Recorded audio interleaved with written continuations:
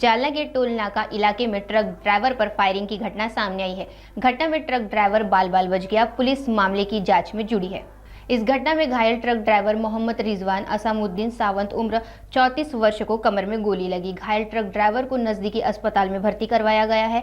इस घटना के बारे में जालना के DYSP अनंत कुलकर्णी ने जानकारी देते हुए कहा कि पुलिस मामले को गंभीरता से ले रही है। आरोपियों को गिरफ्तार किया जाएगा। फायरिंग के पीछे की वजह और आरोपियों की पहचान की जांच चल रही है। नागेवाडी टोल नाक्याजवळ आज रात्री 10 वाजण्याच्या सुमारास फायरिंगची घटना घडलेली आहे। एका व्यक्तीवर 3 जणांनी फायरिंग केलेली आहे। प्राथमिक माहिती घेतली असता ज्याच्यावर फायरिंग झालेली आहे, ज्याची बळीत आहे, त्याला एक किरकोळ जखम झालेली आहे, परंतु जीवे मारण्याच्या उद्देशानेच त्याच्यावर फायरिंग केलेली आहे असं निष्पन्न झालेलं आहे।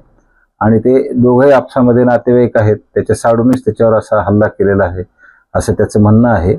आणि हे दोन्ही जण जे आहेत, त्यातला विक्टिम जो आहे आणि यातले आरोपी हे सर्व मुंबईचे आहेत आणि मुंबईवरूनच ते इथं आलेले आहेत।